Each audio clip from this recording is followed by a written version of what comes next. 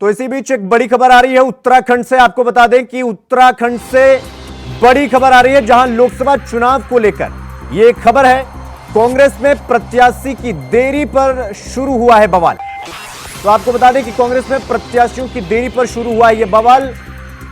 बड़ी खबर हम आपको बता रहे हैं, जहां पर दिल्ली आलाकमान से कांग्रेस प्रदेश अध्यक्ष नाराज चल रहे हैं, ऐसा बताया जा रहा है। तो इस वक्त की बड़ी खबर हम आपको बता रहे हैं उत्तराखंड से, जहां लोकसभा चुनाव को लेकर यह खबर है, जहां पर कांग्रेस खेमे में नाराजगी शुरू हो गई है और कांग्रेस प्रदेश अध्यक्ष करण माहरा की इंडिया वॉइस पर नाराजगी सामने आई है।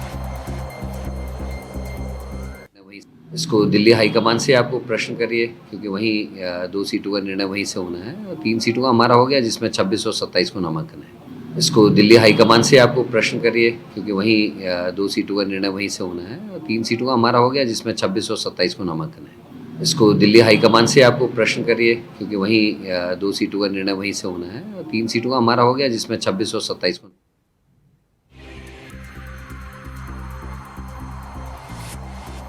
इस खबर पर हमारे सहयोगी अभय केंतुरा हमारे साथ फोन लाइन पर जुड़ गए हैं। अभय, जैसा कि हम कई बार चर्चा कर चुके थे कि 3 प्रत्याशियों का नामों का ऐलान हुआ है, अभी तक उत्तराखंड में कांग्रेस का 2 प्रत्याशियों का नामों का ऐलान नहीं हुआ है। क्या कुछ वजह है जिसकी वजह से मनमुटाव चल रहा है कांग्रेस में? बिल्कुल, सीधे तौर पर ये कह सकते हैं कि कांग्रेस के प्रदेश अध्यक्ष करण मेहरा का ये बयान इस बात की ओर इशारा कर रहा है कि कांग्रेस अब भी नेताओं के जो मतभेद है वो सुलझे हुए नहीं नजर आ रहे हैं। चुनाव का समय है, चुनाव के समय में जब प्रत्याशियों की घोषणा होनी है, चुनाव प्रचार तेज करना है, तो ऐसे में कांग्रेस पार्टी का जो हाईकमान है वो लगातार इस मामले पर देरी यहाँ पर कर रहा है। उनके लिए उत्तराखंड की उतनी पांच जो सीट है वो काफी महत्वपूर्ण पद में नहीं समझी जा सकती है।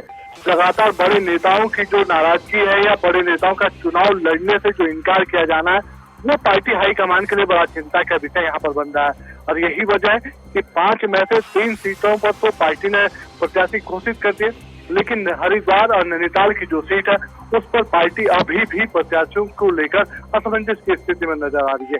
पार्टी चाहती है कि इन सीटों पर पार्टी के जो बड़े नेता है, कद्दावर जो नेता है, वो चुनाव मैदान में उतरे, चुनाव मैदान में उतरने के साथ भाजपा को कड़ी टक्कर दे, जैसी उम्मीद पार्टी हाईकमान यहाँ पर कर रहा है। लेकिन पार्टी का जो सीनियर नेतृत्व या प्रदेश में जो बड़े नेता है पार्टी के, वो चुनाव लड़ने से मना कर चुके हैं। सीधे तौर पर इशारा पूर्व मुख्यमंत्री हरीश रावत की तरफ है, नेता प्रतिपक्ष यशपाल आर्य की तरफ है, या फिर जो दूसरे बड़े नेता है जिनकी तरफ से चुनाव लड़ने से मना यहाँ पर कर दिया गया, उनकी ओर है, क्योंकि उनकी अभी भी रजामंदी चुनाव को लेकर देखने को नहीं मिली है।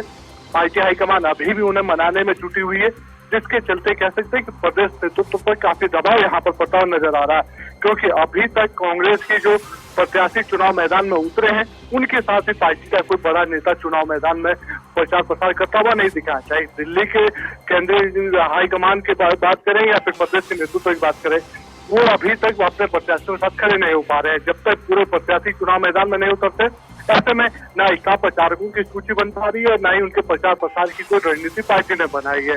यही वजह है कि इन सब चीजों की देरी को देखते हुए अब जो प्रदेश अध्यक्ष करण मेहरा, वो भी काफी हताश और निराश यहाँ पर नजर आ रहे हैं। अभय, यही मेरा सवाल था अभय, कि क्या कांग्रेस प्रदेश अध्यक्ष उत्तराखंड के नाराज चल रहे हैं? तो बिल्कुल ये कह सकते हैं कि अब तक 3 से 4 दौर की वार्ता वहां पर हो चुकी है। CWC की जो बैठक वहां पर होनी है, उसमें कई बैठकों में उनकी बातचीत वहां पर हो चुकी है। प्रदेश प्रभारी से लेकर ये कह सकते हैं कि जो एक्सक्यूटिव के जो अध्यक्ष है पार्टी के, उनके साथ उनकी कई दौर की वार्ताएं वहां पर हो चुकी है।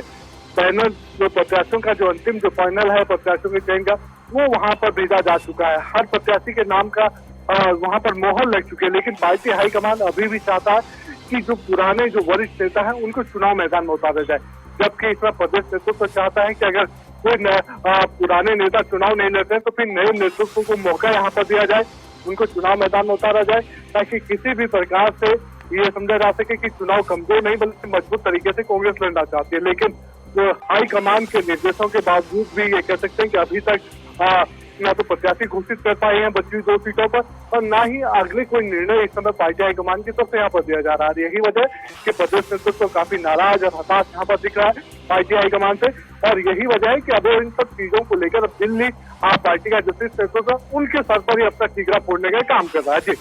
जी अभय, बहुत बहुत धन्यवाद आपका हमारे साथ ज्यादा जानकारी के साथ जुड़ने के लिए।